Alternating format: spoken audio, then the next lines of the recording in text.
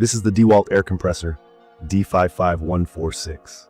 It has a low, horizontal body with a protective metal console around the gauges, a collapsible handle that flips up like a dolly, and two chunky pneumatic wheels on the back. The tank is 4.5 gallons.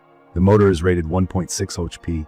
It runs on a standard 120 volts 15A outlet, and the whole unit weighs about 80 pounds. From my experience, the shape makes it stable when it's on the floor and surprisingly compact in a truck bed or a crowded garage. Key features that stand out for me are the 225 PSI max tank pressure, the roughly 5 CFM output at 90 PSI, and the oil-free pump. If you're new to air tools, PSI is the pressure and CFM is the volume of air the machine can deliver. Together they tell you how long you can keep a tool running without pressure dropping. Oil-free means you don't have to add oil to the pump, which cuts down on maintenance. The noise rating is 78 dB, which on paper is quiet for a contractor-style compressor. In real use, it's still a compressor, so indoors it's not exactly soft, but it's more comfortable than many older, oil-lubed units I've used. In my opinion, this model hits a sweet spot for portable power. I can run 2 framing nailers without starving for air, and it keeps up with roofing nailers in pairs. It recovers fast thanks to the high-pressure design. The dual quick connects are handy when I'm bouncing between a nailer and a blowgun for cleanup. It holds pressure well after shutoff, and the regulator is consistent. The regulated outlet tops out near 200 PSI, with the tank itself going to 225 PSI, which is plenty of headroom for most job site tasks. From my experience, the portability is both the hero and the headache of this machine. I like that I can tilt it back and roll it like luggage. The balance is good, and the frame protects the sensitive parts. It fits upright in a corner, and it can lie flat without feeling tippy. But the pneumatic tires are a mixed bag. They roll smoothly over gravel and cords, yet they can slowly lose air. I've had days where I needed to top them off before moving. If you work often on rough terrain or don't want to think about tire pressure, it's worth swapping to solid, no-flat wheels. The collapsible handle is useful in tight spaces, though I wish the lock felt more positive. Mine has held, but I've seen some units where the lock feels vague, and that can make you second guess it when you're rushing. Power and draw matter if you're on long extension cords. The D55146 has a consistent amp draw that behaves well on a 12-gauge 50-foot cord in my setup. I try to avoid longer or thinner cords because voltage drop makes any compressor struggle and run hot. If you're new to this, thicker cords with lower gauge numbers are better for high draw tools. It's perfect for small framing jobs, roofing repair, trim, baseboards, and general shop tasks like blowing out filters and inflating tires. It can handle short bursts with air-hungry tools, but for continuous grinders or sanders, you'll outrun a 4.5-gallon tank and 5 CFM pretty fast. Let's talk about how it sounds in real life. Outdoors or in a garage with the door open, I find the sound absolutely manageable. In a tight room, it's noticeable, but still not that barky, rattly tone some compressors have. The pitch is more of a steady hum with a mechanical thrum.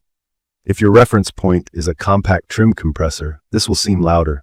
If you're used to old twin stacks or wheelbarrow units, this seems tame. Now the part that matters just as much as raw performance: reliability.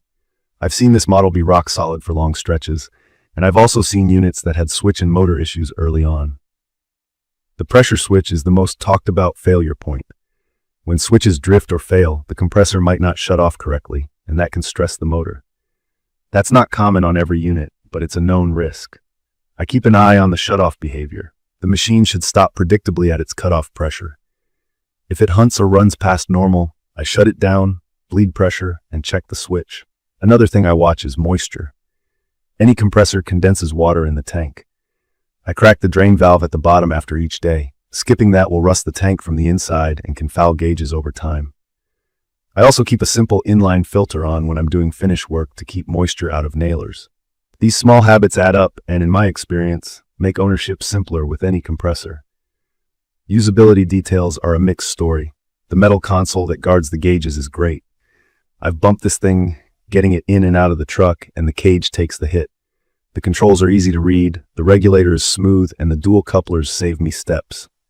On the flip side, the on-off switch is tucked toward the back of the motor housing, which is awkward when the unit is up against a wall.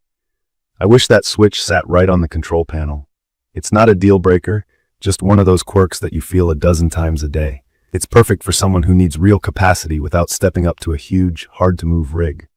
Trim carpenters, remodelers, and DIYers with bigger projects will appreciate the air volume and the compact footprint. I've run 2 nailers with no drama and used it for small spray tasks in short bursts. If you're a mechanic running impact wrenches all day or a cabinet shop spraying non-stop, you'll want a bigger tank and higher CFM. For mixed-use projects, this walks the line well. From my experience, the wheels and handle are the difference between using it all the time and leaving it in the corner. When the tires are full, it's effortless to roll. When they're soft, it's a slog. That's what pushed me to consider solid wheels. With that tweak, the portability feels as tough as the rest of the design. The weight is real at 80 pounds, but you're not usually carrying it, you're tilting and rolling. On stairs, it's a 2-person lift if you value your back. I'd recommend this for anyone who needs to run multiple nailers, wants a smaller footprint than a big twin-tank cart, and values low maintenance. The oil-free pump and the 120 volts 15-amp draw are convenient. Just be honest about your tolerance for potential quirks. If the idea of a pressure switch failure makes you anxious because you're on tight schedules every day, you might look at a belt drive unit or a bigger stationary setup for primary use, and keep something like this for mobile tasks. In my opinion, DEWALT got a lot right here. The power-to-size ratio, the protective console, the dual outlets, and the high-pressure design that shortens recovery. The parts that make me pause are the long-term reliability of some components and the tire and handle dance that not everyone will love. A few practical tips that have helped me. Drain the tank daily. Use a short 12-gauge cord if you must use one. Keep the intake area clean so the motor can breathe. And consider solid wheels if you move it often.